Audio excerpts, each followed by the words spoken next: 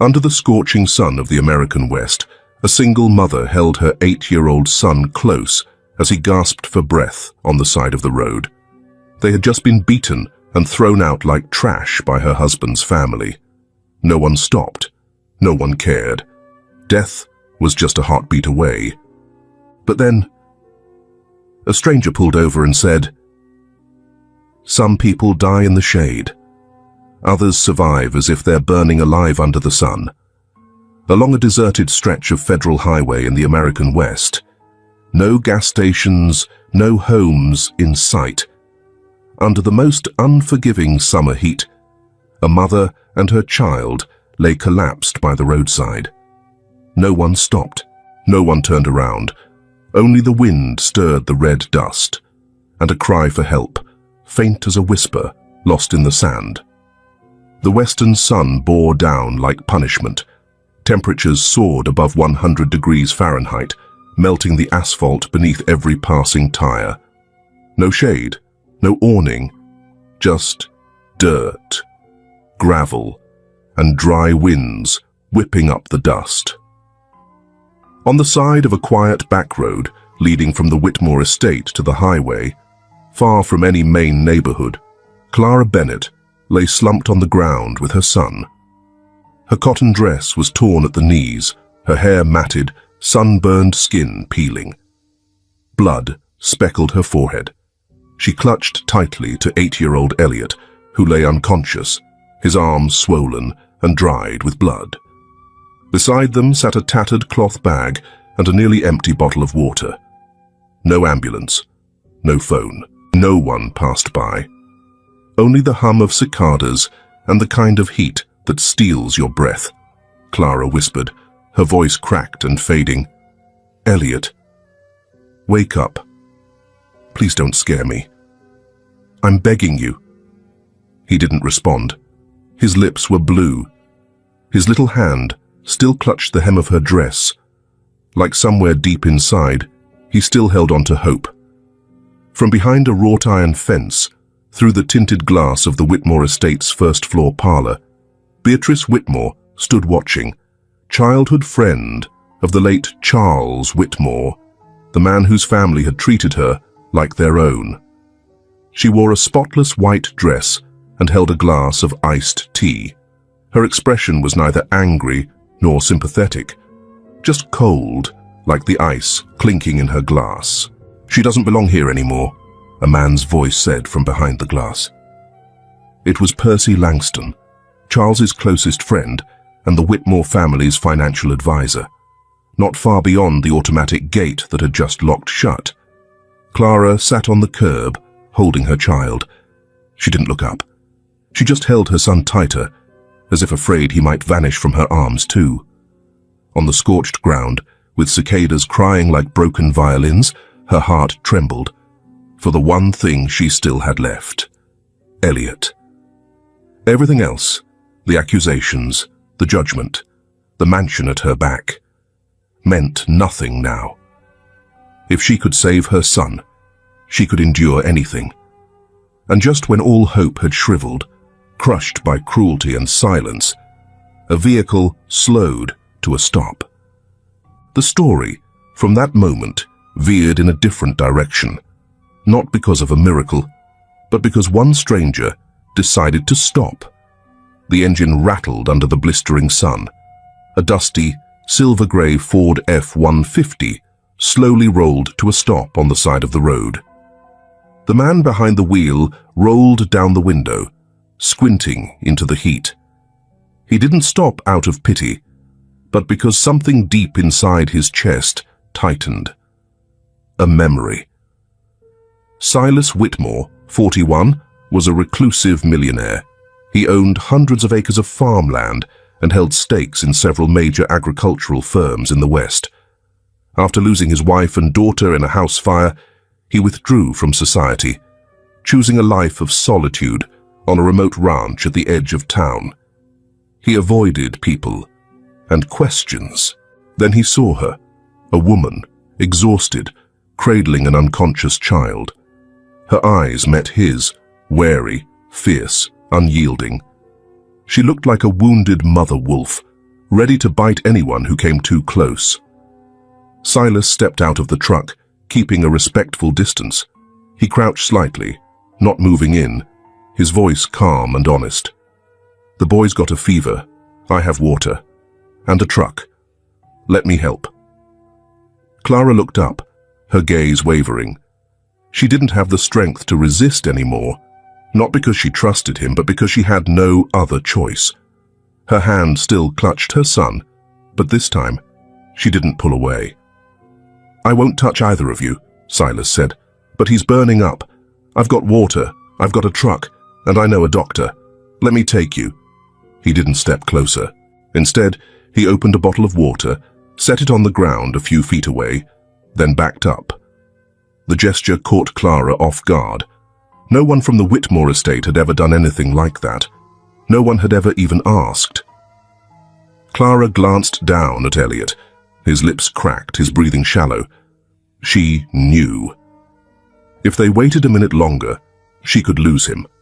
Tears welled in her eyes. And then, she nodded. It was not a nod of trust. It was a nod of surrender. Inside the truck, plain interior, the smell of old leather and antiseptic. Elliot lay limp on the back seat. Clara cradled his head in her lap, gently dabbing his sweat with a wet cloth Silas had given her. She didn't say a word. She didn't ask his name. In the rearview mirror, Silas watched the boy and his mother blur in and out of the reflection. A memory surfaced, his daughter's eyes in the middle of thick, choking smoke. "The town clinic's closed this afternoon," he said quietly.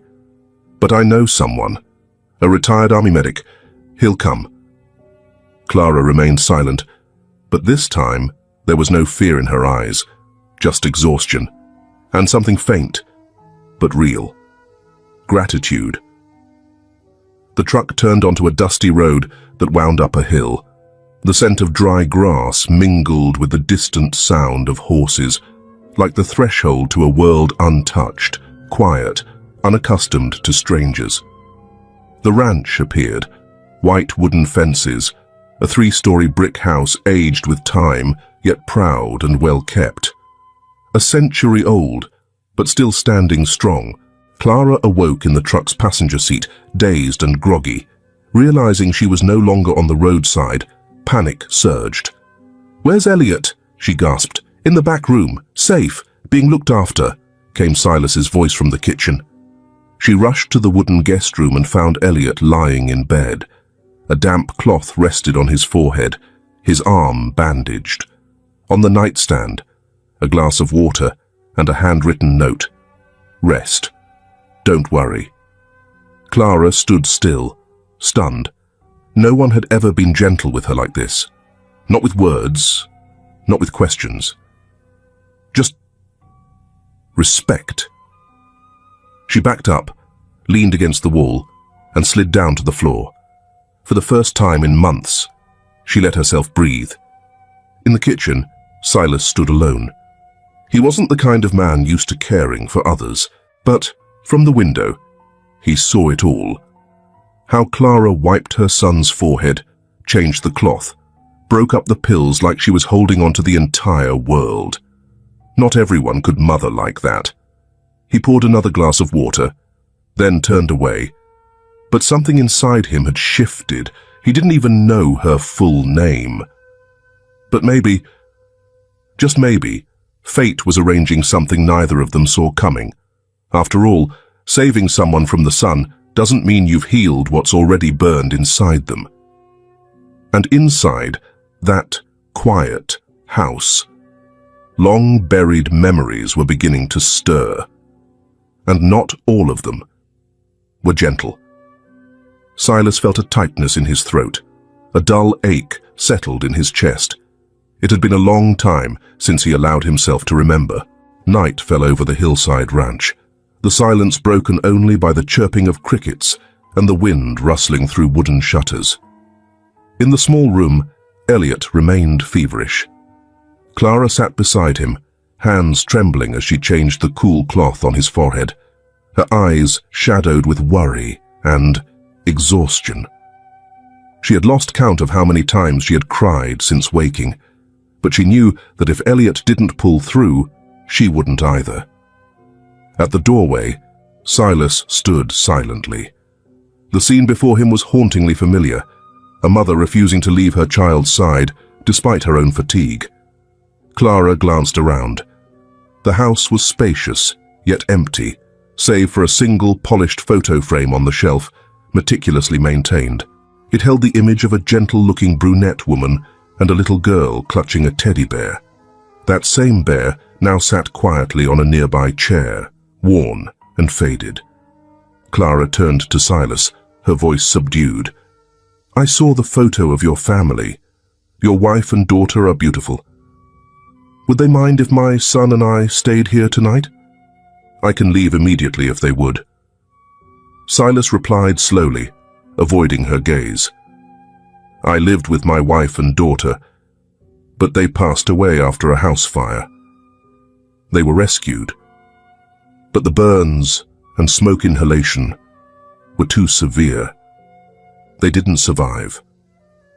As Clara inquired about his solitary life, memories surged back, vivid and painful, as if they had happened yesterday. That day, flames engulfed the wooden house, casting an orange-red glow. Silas screamed their names as firefighters held him back. A fire blanket covered a severely burned body being rushed into an ambulance. Inside, Emily, his wife, was still conscious, weakly grasping his hand. "If you love me, find a good woman. Let her take care of you." The emergency room doors closed.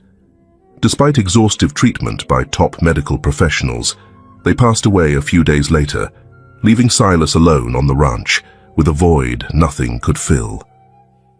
Clara remained silent. She said nothing, only turned away, gently squeezing her son's hand. But her eyes had changed, no longer wary, no longer fearful. Instead, they held genuine empathy. A knock at the door pulled Silas back to the present. An older man entered, medical bag in hand. It was Doc Horace Avery, a retired army medic who had cared for Silas's wife and daughter in their final days. He examined Elliot efficiently, nodding in approval at Clara's care. Turning to her, his gaze softened. "You've done well. The boy will be fine. Thanks to you, he stayed conscious this long." Clara bowed her head, swallowing the gratitude that caught in her throat. Doc Avery stepped into the hallway where Silas stood, hands in his pockets, eyes fixed on the darkness beyond the window. "You know," he began, "when you called, I thought it was about a horse in labor. I didn't expect a woman. And a child." Silas didn't respond. Doc Avery approached, his voice deeper. "I saw you nearly die with them, Emily and little Annie, but now I see you truly breathing for the first time since then." Silas tightened his grip on his coat, his voice hoarse. "I don't know what to do with this. I wasn't looking for it." Doc Avery placed a firm hand on Silas's shoulder, his gaze unwavering. "She's not here to replace anyone. She's here to bring the human part of you back to life. If you let the past drag you down again, this time, no one will be able to pull you out." Silas looked back at the open doorway, where Clara sat, head resting on the bed, still holding her son's hand. It had been a long time since his house echoed with human voices, but for the first time, it didn't feel intrusive. It was silent, enough for emotions within him to stir. Fire can consume everything, but some memories and feelings never burn away. No one knows when wounds truly heal, but a home filled with voices, the footsteps of children, that's where the cracks begin to mend, quietly, slowly, but genuinely. Sunlight streamed through the thin curtains, casting a warm glow on the aged furnishings Clara had never dared to touch before. On the nightstand, A dust-covered photo frame depicted a family of 3. Nearby, a faded teddy bear rested on an old armchair, a silent witness to the child who once played there. Clara stepped out of the room, careful not to wake her son. Barefoot on the cool wooden floor, she quietly observed the house, tidy yet devoid of life. Each photo, each faint chalk mark on the wall, seemed to cling to a world that had long since fallen silent. In the kitchen, Silas was brewing coffee. The rich aroma filled the still air. He heard Clara's footsteps, but didn't turn around, instead gesturing toward the hot water kettle and a loaf of bread on the table. "Coffee's ready. Eggs are in the oven. Help yourself." Clara paused, then nodded slightly. She wasn't used to being treated as a person, let alone as a guest. She selected an old mug, poured herself some coffee, and quietly sat across from him, maintaining a respectful distance, yet the atmosphere felt less strained. An unexpected visitor. By midday, Mildred McLean arrived. The sheriff's wife, a woman in her 40s with a sturdy build and kind eyes, had once been a nurse at the town hospital. She didn't come empty-handed. She brought a basket filled with homemade pastries, freshly picked apples from her backyard, a jar of her own honey, and a heart seasoned with experience and free of judgment. Mildred knocked gently twice before letting herself in, as if she knew her presence wouldn't be unwelcome. Clara, caught off guard, quickly wiped her hands on her apron, but Mildred simply smiled. "I heard we have new folks around. Not here to pry. Just thought. In this town, when someone starts anew, they shouldn't feel like a burden." Clara, moved, bowed her head. Mildred placed the basket on the table and sat beside her without waiting for an invitation. She poured tea into 2 chipped porcelain cups and spoke calmly. "I've known Silas since he was clean-shaven. Knew Emily, his wife, and little Annie. My husband and I helped him with the arrangements after they passed. You know, after that day, Silas didn't leave the ranch for a whole year." Clara remained silent, but her eyes slowly met Mildred's. Mildred noticed and nodded gently. Since Emily and Annie's passing, Silas hasn't let any unfamiliar woman into this house. No one had the patience or gentleness to make him open the door. But you're different. You stayed. Not out of curiosity, not out of pity. Maybe to outsiders, it's just a coincidence. But to me it's a sign. Even a flicker of hope amidst the flames he's been trapped in for 6 years. Clara clenched her hands in her lap, her voice barely above a whisper. "I'm grateful to him. But I don't think I'm anyone special. I'm just trying to survive." Mildred smiled warmly, her eyes gentle. Sometimes it's those who don't see themselves as special who help others find a reason to keep going. They sat together, sipping tea in the old kitchen, one with a heart once shattered, the other still piecing hers back together. Nothing was certain, but for the first time, Clara felt her presence wasn't a burden. A new routine. 3 weeks had passed since Clara and her son had taken refuge at the ranch. No formal agreements were made, but shared meals, laundry cycles, and towels drying on the porch transformed their temporary stay into something more permanent. Silas opened the barn door and slowly stepped into the yard. Clara walked beside him, her hands still dusted with flour. They didn't smile, but their steps felt lighter. The evening sun cast a golden hue over the old barn roof. The scent of hay mingled with the creaking of wooden beams and the rhythmic clatter of horse hooves, a familiar melody. Silas pointed to a small saddle hanging by the barn.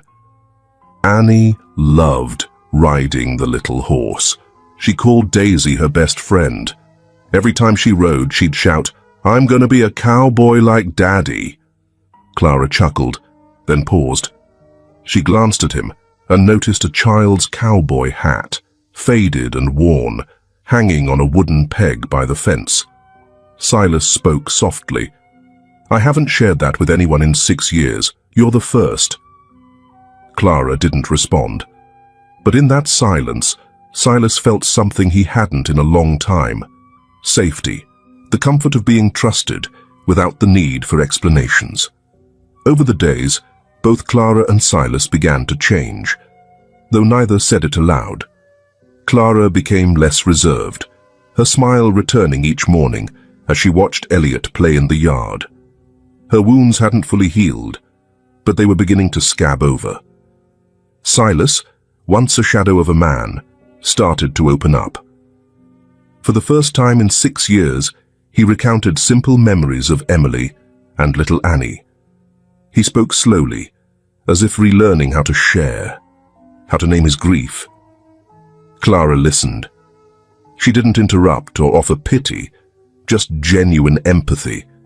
She had heard from Mildred about Silas's pain, but now, hearing it from him, she truly grasped its depth. Living with Clara and Elliot, Silas began to rediscover the essence of family. The house, once silent, now echoed with voices and laughter. The kitchen warmed with bubbling soups and the aroma of baked goods. The dining table, long unused, now held meals and conversations. They stood together amidst the whispering grass and under the crimson sunset. They didn't speak of their sorrows, but both were gradually opening their hearts. And in that moment, Silas realized he was no longer living solely in the past. They didn't label it love. No one dared to use that word. But their daily presence in each other's lives began to soften the hardened memories. And slowly, their hearts learned to trust once more. Clara began staying longer than she had initially planned. Though she never said it aloud, her actions spoke volumes. Each morning, she taught Elliot his letters, did the laundry, cooked meals, mended old clothes, and cleaned corners of the farmhouse that had long been forgotten. Ruby May, the 17-year-old neighbor who often tended the garden, started dropping by more frequently. She helped Clara water the plants and played with Elliot as he slowly regained his emotional footing. Mildred visited weekly, bringing homemade bread and sharing warm, meandering stories. One afternoon, during lunch in the cozy wooden kitchen, the room fell silent after Elliot's laughter. Clara was slicing bread and Silas was pouring water when Elliot suddenly asked, "Mr. Silas, could you be my dad?" The room froze. Clara stiffened, quickly set down the knife, and gently stroked her son's head. "Elliot, don't say that, Mr. Silas. He can't." Silas looked up slightly, his eyes still on the glass of water, but Elliot continued, unabashed. "I just want Mom to have someone. A good dad, like Mr. Silas. He's not mean. He doesn't make Mom cry like Dad Charles did." Clara turned to her son, eyes brimming with tears.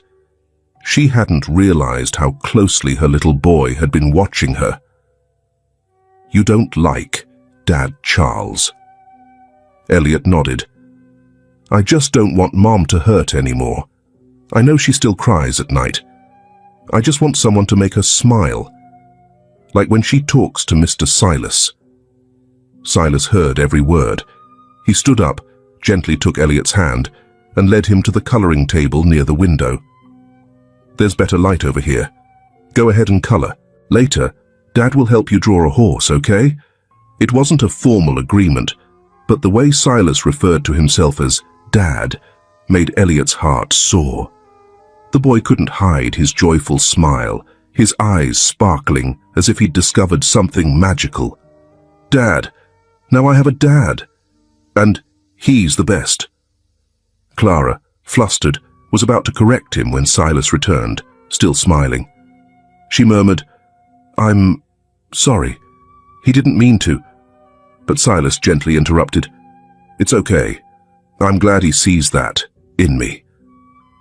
His gentle smile showed no discomfort. Clara remained silent, but something within her softened. Clara stayed seated, tears quietly falling onto her hands. Silas returned, poured her another glass of water, and for the first time he asked, "You've never told me. What happened? Why were you and your son lying by the roadside that day?" Clara looked into his eyes. Silas spoke slowly, his voice calm, but not pressing. "If you're not ready, you can tell me another time. But if today is the day, I'm here to listen." Clara took a deep breath. Then she began to speak. Her story unfolded in fragments, like a dull blade reopening an old wound. She spoke of Charles, a cruel husband who manipulated finances, inflicted emotional abuse, and abandoned her after taking everything. Their marriage lacked love. It was a prestigious transaction where she was treated as a bridal asset, living in a luxurious mansion, but crying silently on the bathroom floor each night. She recounted the car accident, that day when Charles called her, threatening her while intoxicated and out of control. His family blamed her, claiming the call unsettled him. But in truth, he was speeding while arguing with his mistress via Bluetooth, a device found in the car, but later quietly removed from the investigation records. Charles's family, led by Beatrice, publicly defamed her in local media, crafting a narrative that she caused his death. They painted her as a cold-hearted, unfaithful wife, waiting for her husband's demise to claim his assets. No one mentioned the dashcam recording, something Clara never saw, nor was it included in official files. A close neighbor later whispered to her that the footage showed Charles driving, while arguing intensely with a woman over the phone, and that Percy's associates had swapped out the Bluetooth device before the police arrived. Clara clenched her fists, then looked up at Silas, her eyes filled with tears, but her voice steady. "I'm not perfect, but I've never harmed anyone." Silas sat beside her, his gaze unwavering, like a witness, not a judge. Clara continued, her voice softer, as if speaking to him and to herself after years of silence. "That day, Beatrice summoned me for a final resolution. She said if I didn't sign away all custody rights to Elliot, she'd teach me one last lesson." Her voice faltered. After a pause, she exhaled and went on. "They dragged me out of the car. Elliot was shoved, his arm hitting a rock. I don't know what else they planned. I just know that once they left, I grabbed my son and ran. No time to take anything. I thought if we ran far enough, fast enough. But we collapsed just outside their neighborhood, under the scorching sun.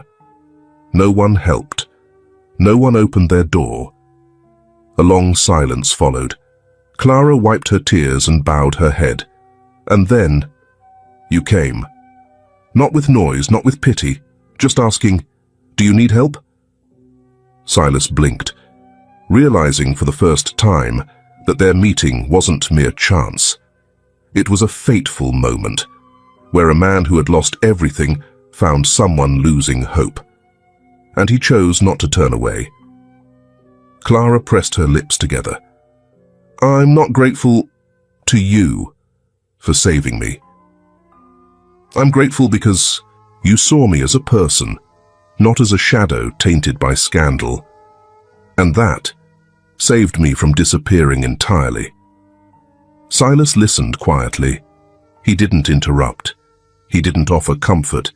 He just sat beside her, like a silent mirror reflecting what the world had overlooked.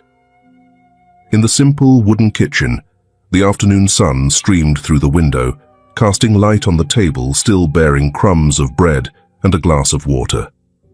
Clara rested her head on her arm, tears falling onto her dry wrist.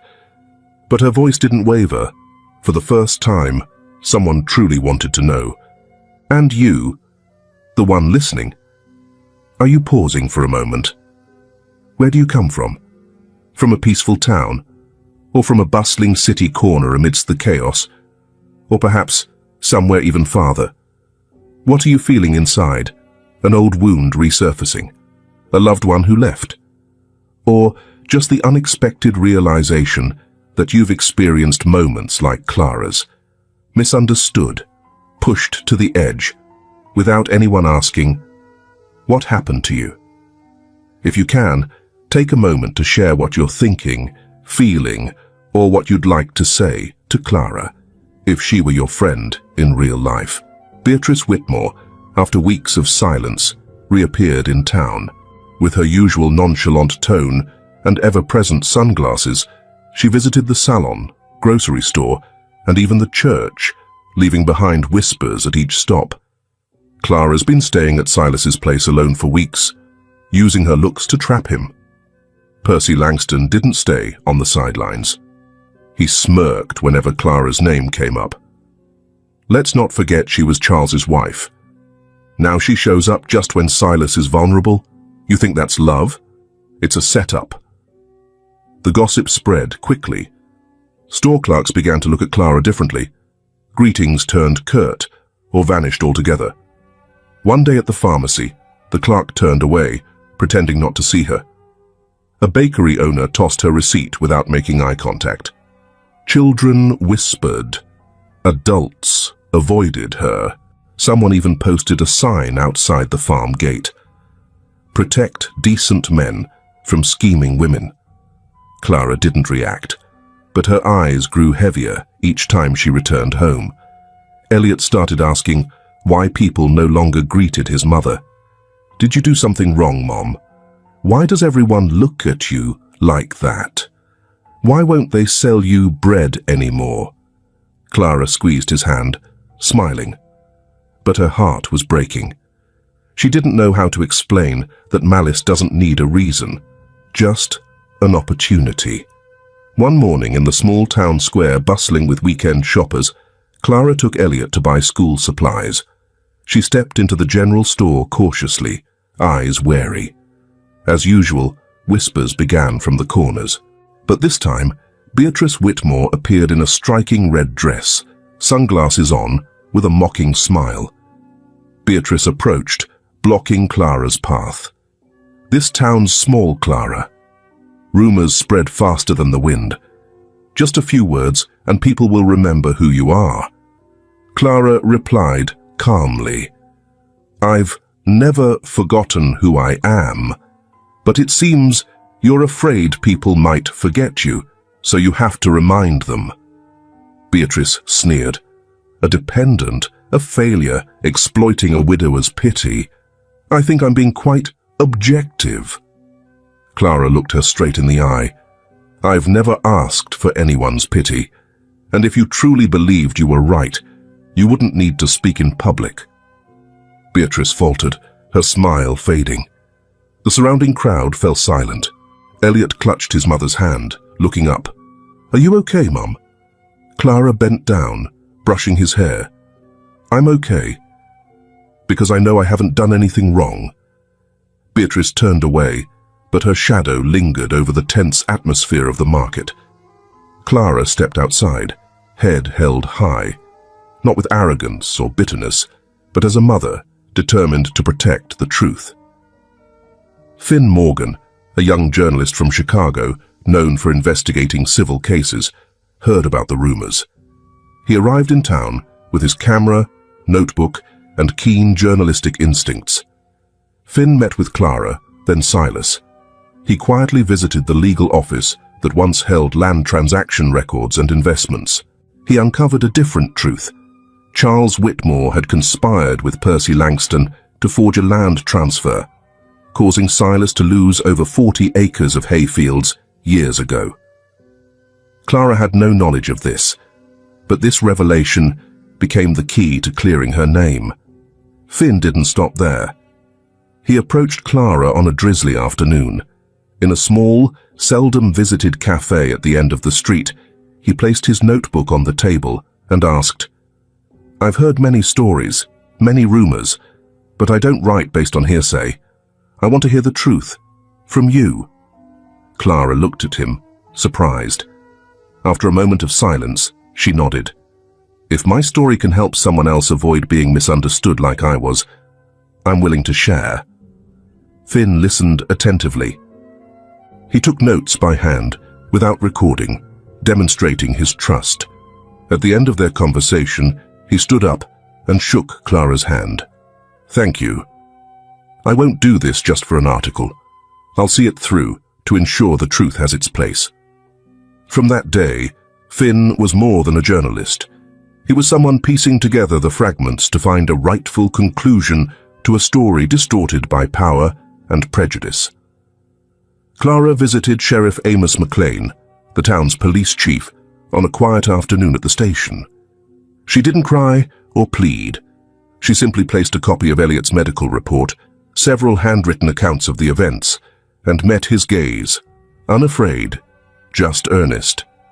She said, "I have nothing to lose except my son, and I need you to know the truth." Sheriff Amos McLean, over 50, tall, with a deep voice and seasoned eyes, initially didn't fully believe Clara's account. He had known Charles, had trusted the narratives Beatrice and Percy presented. He had received complaints from townspeople, mostly loyal to the old Whitmore family, about suspicious activities at Silas's farm. Amos hesitated. He knew Silas was a reserved man, but had no blemishes. Clara was just a woman abandoned by her husband. Her past made him uncertain. Then Finn Morgan arrived. The young journalist, with tousled hair and dusty shoes, didn't express emotions. He simply left a folder, copies of forged contracts, statements from a former accountant, and a power of attorney Charles had signed behind Silas's back to legitimize the land seizure. "She didn't deceive anyone," Finn stated succinctly. "The deceiver is dead, and those alive are guarding that secret." Amos said nothing. That evening he sat at his kitchen table, the light casting shadows on his lined face. Mildred, after setting down a cup of tea, looked him straight in the eye. "You once swore an oath for justice, and justice doesn't align with rumors." The next morning, Sheriff Amos adjusted his hat, pinned on his badge, and knocked on the door of the Whitmore farm. Not to interrogate, but to listen. Clara opened the door. Her eyes still showed traces of fatigue, but this time, there was no fear. For the first time, someone in uniform stood on the side of truth, and Clara, after everything, no longer wanted to be merely protected. A few days later, she returned to the police station. This time, her steps were resolute, her gaze unwavering. She didn't just bring Finn's documents, but also a thick file of evidence she had gathered herself. Photos from the day of Charles's accident, threatening messages from Beatrice, testimony from a former housekeeper whom she had located through a network of abused women in a charity group. Several voice recordings extracted from voicemails she had kept as her only escape from previous silence. She held her head high, looking directly at Amos. "I can't let my son grow up thinking his mother gave up. I won't let others rewrite my story with lies. From this moment on, I will fight for my truth." Amos looked at Clara for a long time. Then he nodded, not out of pity, but out of respect. This time, Clara didn't come to ask for permission. She came to reclaim the truth with her own hands. That evening, Silas sat alone in the living room. The room was dark, lit only by the flickering light of an oil lamp. In his hands was an old photograph, Emily and little Annie, smiling on a sunny day. Behind the glass frame was a world he hadn't dared to revisit for 6 years. Silas looked at the photo, speaking softly to himself. "Can I help her and her son? I've taken on the role of Elliot's father. Would that make you and our daughter sad?" He sighed, eyes fixed on the frame. "But I can't turn away when I see someone falling as I once did." Silas closed his eyes, and from deep within, something like a warm breeze seeped into his heart, as if Emily was there, smiling, as if he heard his little daughter's voice. "You're not alone anymore, are you, Dad?" One afternoon, as soft sunlight bathed the farmhouse porch, a gentle breeze rustled through the dry grass, carrying the scent of aged wood and morning hay. Clara was gathering laundry from the clothesline, her hands still damp with soapy water, when the distant hum of the mail truck echoed from the dirt road's bend. She stepped out, moving with habitual grace. The weathered wooden mailbox creaked as she opened it. Inside were crumpled advertisements, a water bill, and amidst them a thick envelope sealed with a deep red wax, bearing the seal of the Shady Valley County Court. Clara retrieved the letter, her gaze fixed on the dried red stamp. The wind ceased. The world seemed to pause. Her hands trembled as she tore along the paper's edge. The bold printed words cut deep. Petition for custody of Elliot Bennett, filed by Vivian Whitmore, mother of the late Charles Whitmore. Grounds: Clara Bennett deemed unfit to provide a stable environment for the child. Clara stood motionless in the sunlight, her face pale. She clenched the letter, then quietly turned back into the house. In the living room, Elliot lay asleep on the sofa, cheeks flushed from an unfinished nap. One small foot peeked from beneath a light blanket. Beside him, a glass of milk had cooled, and a coloring book lay open, crayons scattered. Clara said nothing. She gently sat beside her son, cradling him as if he might vanish without her embrace. She lowered her head, pressing her lips to his forehead, her hands trembling, shoulders tense. "I've been running all my life. But this time," she whispered, voice choked, "I won't back down." She placed a hand over her heart, feeling a steady rhythm, not of panic, but resolve. She was no longer the woman abandoned by the roadside. This time, she would fight. From the doorway, Silas watched silently. He had just returned from the stables, his coat dusty, leather gloves in hand. He didn't speak. He observed mother and child, his eyes reflecting something both old and profoundly new. Then he stepped inside, his gaze briefly resting on the opened letter on the table. In that silent room, no words were exchanged. But in Silas's eyes, in Clara's held breath, and in Elliot's small embrace, something had begun to shift. No one would fall again, and no one would stand alone. The courtroom battle days later, at the Shady Valley County Courthouse, Clara appeared with her hair neatly tied, her face composed, eyes clear, not from confidence, but for the first time, armed with truth.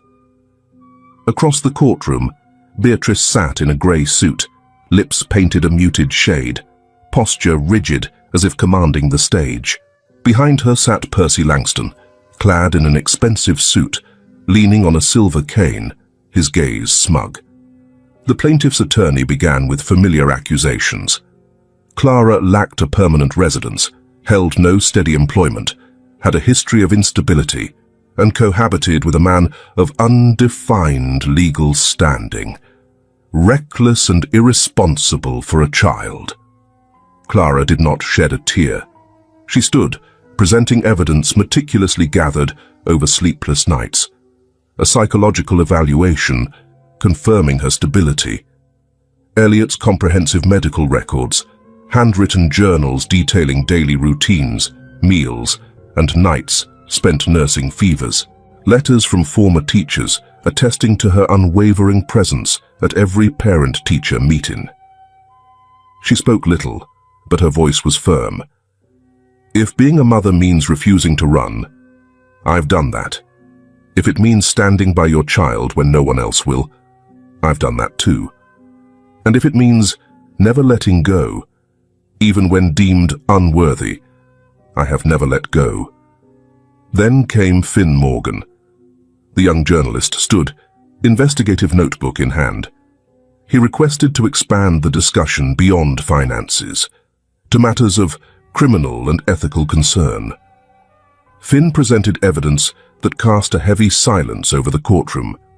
Charles Whitmore's accident report, vehicle speed exceeding 110 miles per hour, no brake marks. Phone logs revealing a heated argument with a mistress, not Clara, preceding the crash.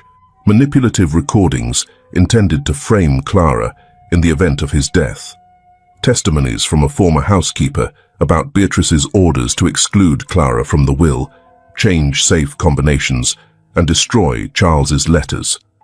Fraudulent land contracts showing Percy and Charles's scheme to defraud Silas of 40 acres with Beatrice's complicity. Audio recordings of Beatrice instructing staff, "Once Clara loses custody, I'll reclaim everything rightfully ours." The courtroom was stunned. Beatrice turned pale. Percy began to sweat. Silas looked at Clara with a newfound respect. When Silas took the stand, the room held its breath. He needed no introduction. Silas Whitmore, heir to a vast agricultural empire, had withdrawn from public life after personal tragedy. He approached with steady steps, dressed modestly, exuding the aura of a man who had built everything with his own hands and heart. He addressed the judge directly. "I am Silas Whitmore, legal owner of a 2,400-acre ranch in Red Mesa, debt-free, with assets exceeding $30 million. A murmur spread through the courtroom. "But I'm not here because of wealth. I'm here for a boy named Elliot, who once called me Uncle, and one day, Dad. I haven't replaced anyone. I haven't forced anything. I've simply done what a father should, protect a child from those unworthy. The plaintiffs claim Clara Bennett is unfit. Based on what? They are the ones guilty of financial fraud, contract manipulation, and attempts to strip a single mother of her rights. Clara may lack wealth, but she possesses courage and kindness I've not seen in years. Elliot called me Dad. I don't need legal validation for that, but today I demand justice to be rightfully served." Finn Morgan handed over federal investigative documents to the defense attorney, revealing Percy Langston's use of Charles Whitmore's trust funds for money laundering through third-party assets, including the land stolen from Silas. Government representatives confirmed Percy faced federal charges for financial fraud, 18 U.S. Code Section 1343, forgery of notarized documents, concealment of assets in civil disputes, conspiracy to manipulate inheritance assets. Finally, Mildred, the sheriff's wife, stood without notes, speaking from the heart. Clara survived not by luck, but through kindness. I've never seen anyone hold on to their child with such determination.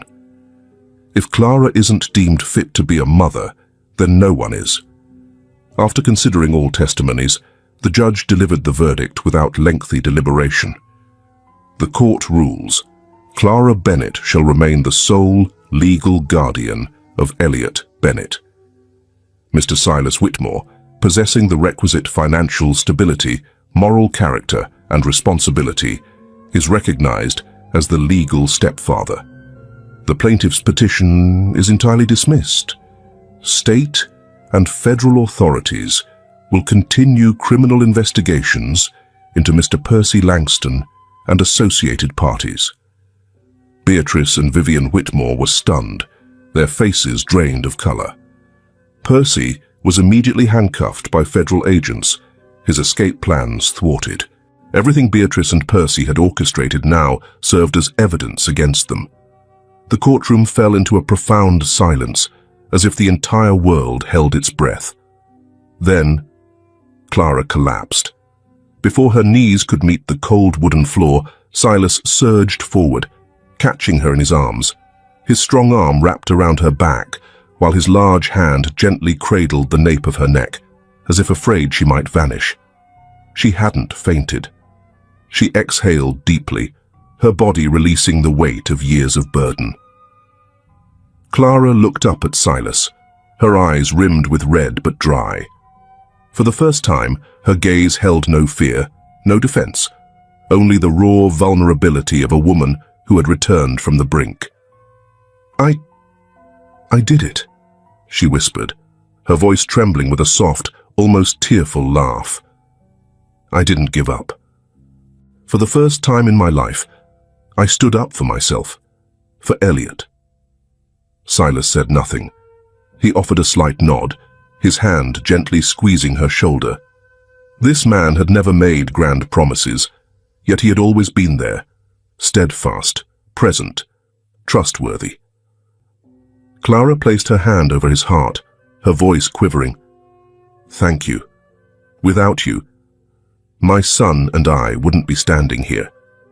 You didn't just save our lives. You revived the part of me I thought was lost." She rested her forehead against his shoulder, allowing herself to be vulnerable, not out of fear, but because she finally felt safe. The courtroom remained silent, not out of shock, but out of profound respect. This was no longer merely a legal proceeding.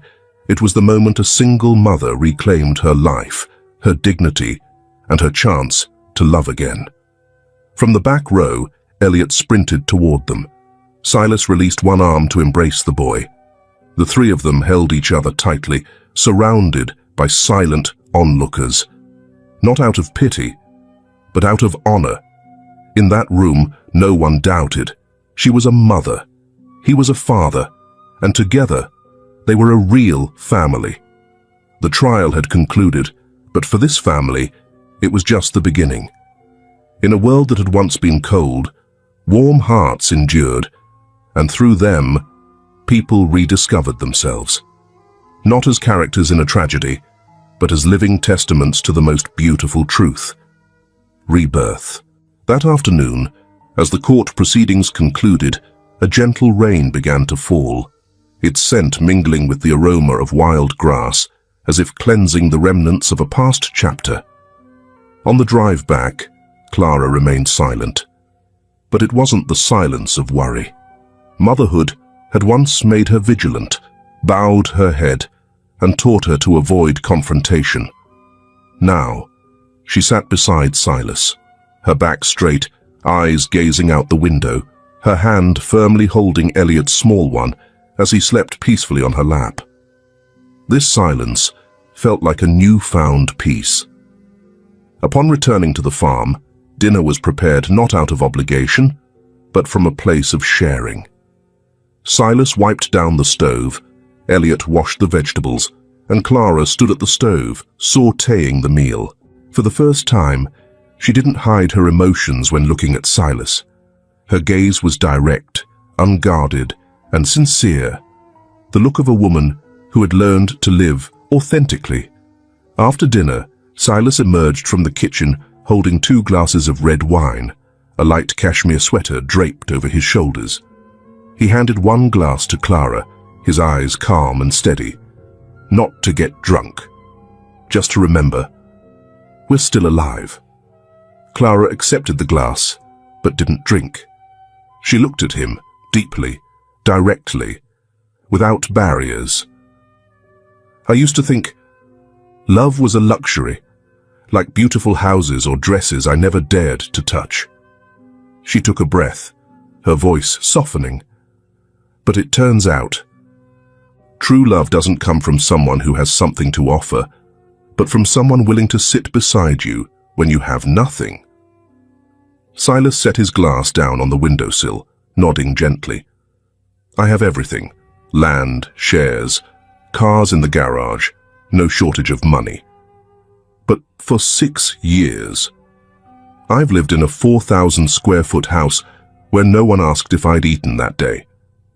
He turned back to Clara, his tone sincere. I don't need someone to take care of me. I need someone with whom I can be real. And since you arrived, this house, for the first time, feels truly alive. Clara tightened her grip on the wine glass, her eyes beginning to glisten, not from the wine, but because she'd never heard a man speak of her presence in such a way, not as someone needing help, but as someone worthy of being there, just as she was.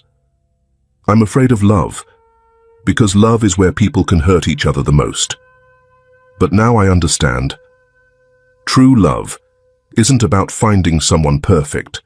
It's about finding someone who can sit beside you when you're broken and not walk away. Silas stepped closer, unhurried, without fanfare. He extended his hand, a calm, steady gesture, not as a proposal, but as a silent promise. Clara looked at his hand. For the first time, she didn't retreat.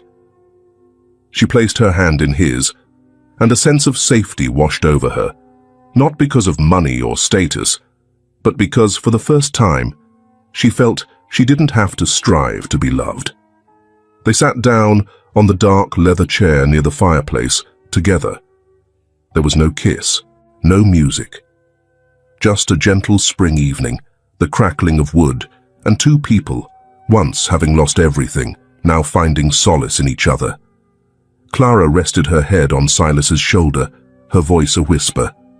The first time she dared to live truthfully. You didn't save me. You reminded me that I deserved to keep living. Silas gently squeezed her shoulder, his gaze softening. And you made me believe this house doesn't need another expensive painting. It needs laughter, and someone to light the lamp before dinner. A few weeks later, as the storm subsided, Silas quietly drove Clara and Elliot away from the farm, along a winding path leading up the hill behind the old pine trees. At the highest point lay a small, serene cemetery, where two white stone graves rested side by side, Emily Whitmore and little Annie. The wild grass had been trimmed by Silas.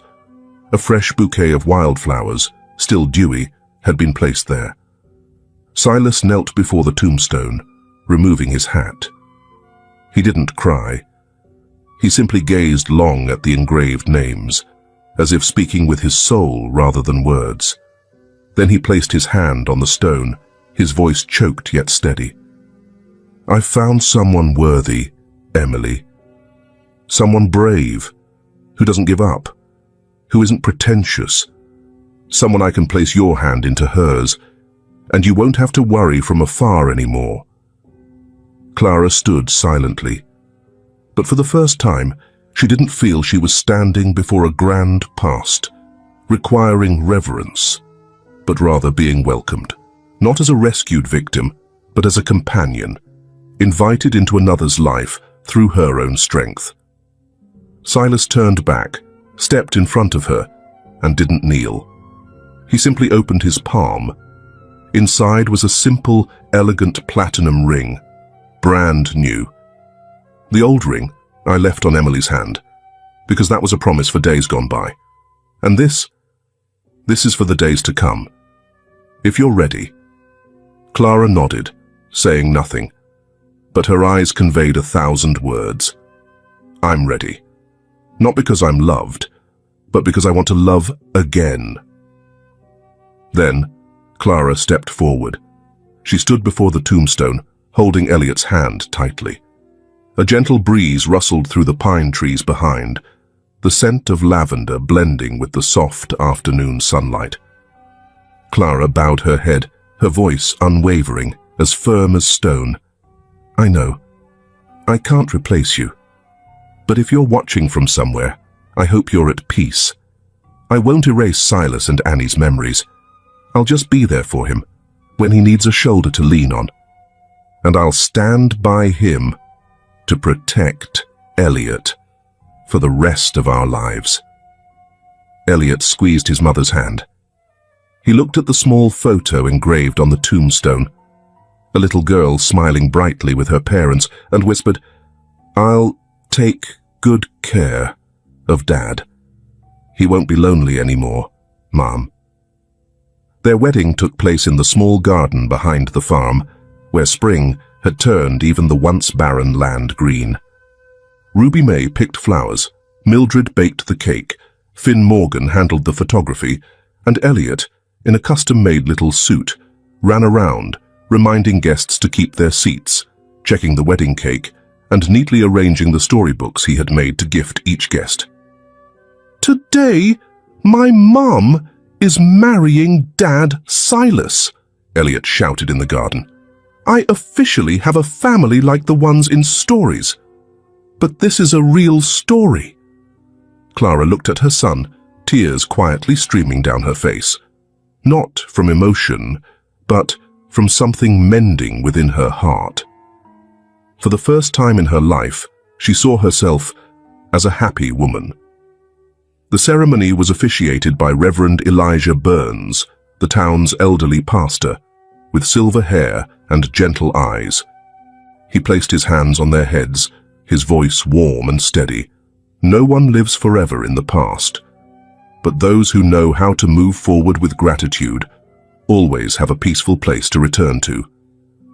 Today, you are not marrying to begin, but to continue, with what your hearts have long understood. One late afternoon, while Clara was weeding the garden, Beatrice Whitmore arrived, her dress wrinkled, eyes sunken, steps unsteady. No bodyguards, no sunglasses. Just a worn-out woman facing the past she had once darkened with her own hands. "I was wrong," she murmured. "I was jealous of you, of how Charles looked at you. And I let envy make me cruel. I'm sorry for pushing you and your son out of the life that should have belonged to you two." Aunt Vivian Whitmore also sends her apologies. She feels unworthy to face you and your son, but she hopes for your forgiveness. Clara remained silent. Elliot stood beside his mother, clutching her shirt hem. After a long pause, Clara nodded, not to forgive the past, but to release the final burden in her heart. A few weeks later, Percy Langston was sentenced to 5 years in prison for financial fraud, contract manipulation, and defamation of innocent citizens. As he was handcuffed and led out of the courthouse, the entire town stood outside. No one spoke, no one laughed. Only indifference remained, as if evil no longer had a place to cling to. One morning, Elsie Tate, the owner of the old tailor shop, knocked on the door, holding a roll of hand-embroidered fabric, placing it on Clara's table. No words of apology, but her eyes, softened for the first time. In them, a silent, sincere apology, from someone who had learned remorse.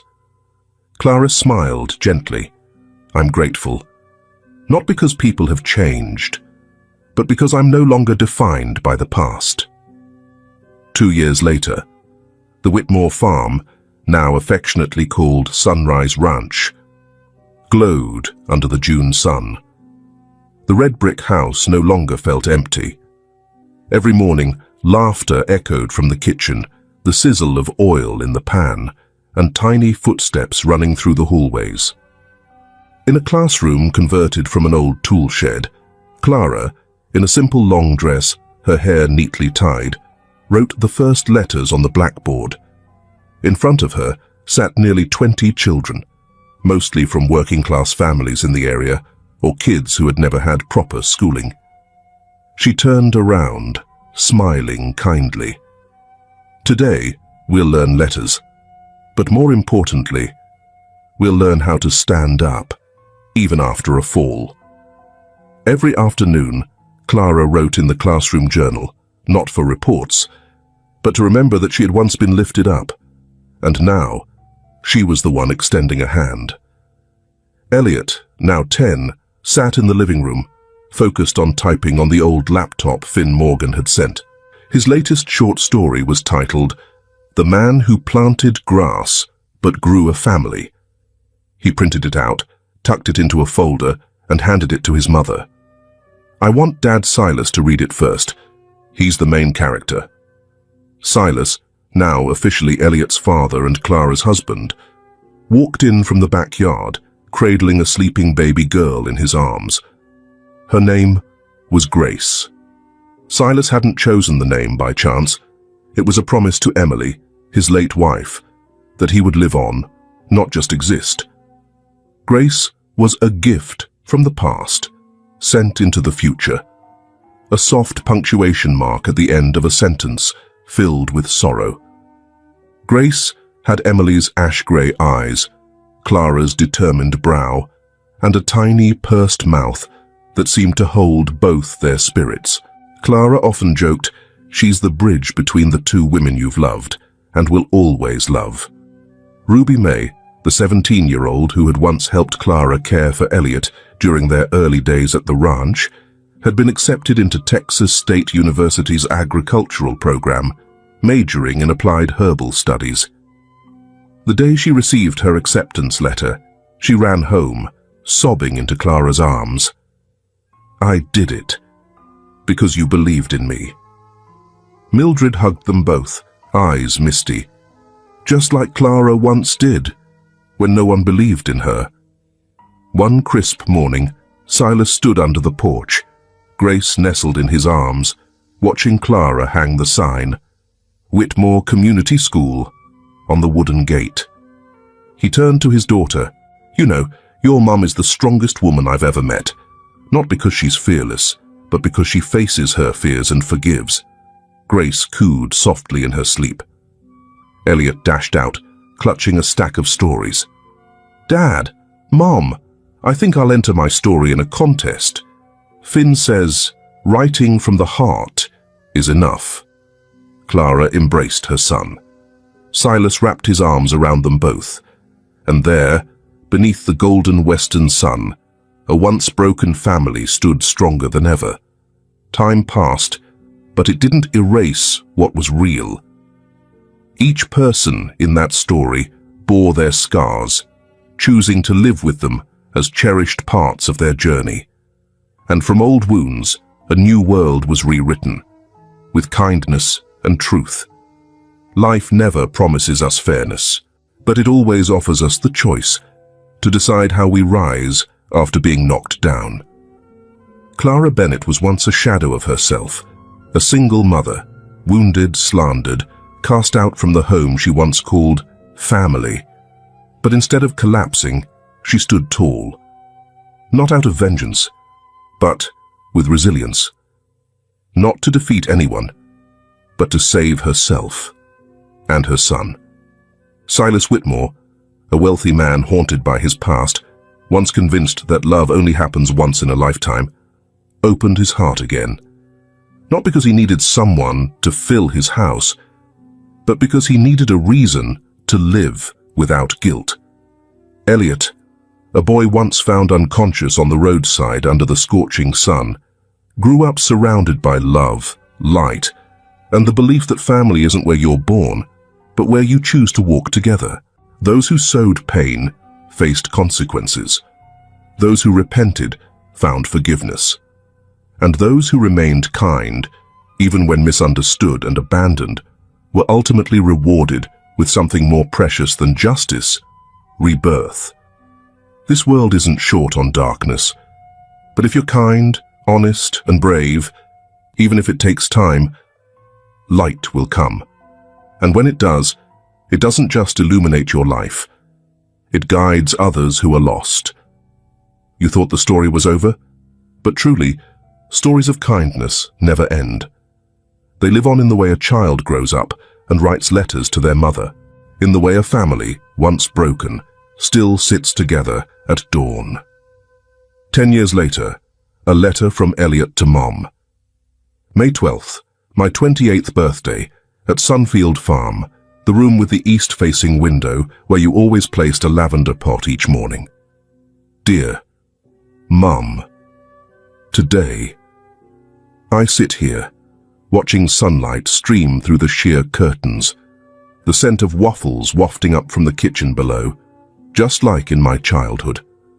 My wife is brewing coffee, little Clara is practicing her spelling, and you're still you, the first woman who taught me. Family isn't where you're born, it's where you're loved right. I'm not writing this letter for a special occasion. I'm writing because, after all these years, there's still so much I want to say. Things I was too young to understand back then, and too hesitant to express once I did. I remember, when I was 8, people called you a burden, a homewrecker, a dangerous woman to avoid. They looked at you as if you were a stain, and me, the consequence of a mistake. They didn't know. It was their prejudice that nearly destroyed us. You didn't fight back. You didn't shout. You just held me close, wiped away my fevers, cleaned every corner of that unfamiliar house with blistered hands, and still said, "I'm okay, as long as you're breathing." Back then, I didn't understand why you didn't defend yourself. Now I do. You didn't need to raise your voice because you chose kindness. And kind people don't need to scream to be heard. As I grew up and went to school, I was still the son of the woman who lost custody, who once lay on the roadside like a beggar. But I wasn't ashamed, because at home I saw you teaching me to spell with old books, mending torn shirts with a broken needle, cooking porridge from garden-dug yams. And still smiling. You used to say, "We may lack many things, but we're never short on character." At 18, I got into college to study literature. You sold your old sewing machine, the only wedding gift you had left, to buy me a second-hand laptop. You said, "Don't write my life as a tragedy. Write it as proof." You didn't want pity. You wanted to be seen as someone who stood up and chose to love again, when you had every right to hate the world. I did as you asked, and today, at the 10-year reunion of the Whitmore Community School, I stood and read the first essay I ever wrote about you. My mother was a woman, cast out from a kind world, but she built a kinder one in return. There, children once overlooked learned to read, to write, and to believe they were never anyone's mistake. Mum, Grace, my little sister, is now 10. She's even more mischievous and clever than I was. But whenever I ask, "Who do you love most?" she always hugs your neck and says, "Mum, because you're a superhero. You saved the world, and our family too." I just smile, because even in her simple words, she's right. You did save the world, at least our world, mine, Silas's, and all the children once abandoned who now learn under the roof of your community school. Mum, I was once a child left on the roadside, but today, I'm a man standing in the sun, head held high. All thanks to you. I used to fear losing you, afraid someone would take you away, like they once tried. But now, I'm no longer afraid, because you taught me something no one can ever take: self-respect, kindness, and the courage to not become a victim, even when hurt. Dear Mom, if there's one last thing I want to say in this letter, it's this. Thank you, not just for being my mother, but for being the kind soul who still believes that truth always finds its voice. If someone asks me who I aspire to be, I won't hesitate. I'll answer, I want to be a mother like mine, even though I'm a man. Your son, the one you saved with your very life, and now just wants to live worthy of that love. Elliot Bennett Whitmore, the one who bears your name and is proud of it. Elliot folded the letter and placed it in a small wooden frame beside his desk, next to a photo of his mother, smiling in the sunlight.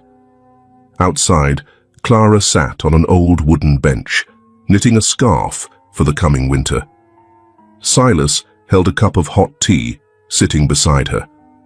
The little house, once a shelter, was now a true home. No one mentioned the courtroom. No one spoke of the past. But in each heart, there was something never forgotten. Kindness had saved them. Resilience had guided them. And truth, though once buried, had finally been spoken. And if you, reading this now, still listen still feel moved, still sit in silence because something within you resonates, then perhaps you are the very person this story was meant for. If you've ever cried unseen, if you've ever fallen without a hand to catch you, if you've ever stayed silent because there was no one left to trust, then please don't leave quietly. Share this story, not because it's well written, but because it's real. Not to tell Clara's tale, but to remind yourself that we've all been a Clara, fragile, exhausted, yet still striving forward. If you have a story yet untold, send it out. Even if it's just a few lines, a scar, a fear, I will listen. Not to judge, but to walk with you. Because perhaps you, with all you've kept hidden, are the very light someone lost in darkness needs. And if today you no longer have the strength to say, I'm okay, then let me, or anyone touched by this story, say it for you. You're not alone. You're not wrong.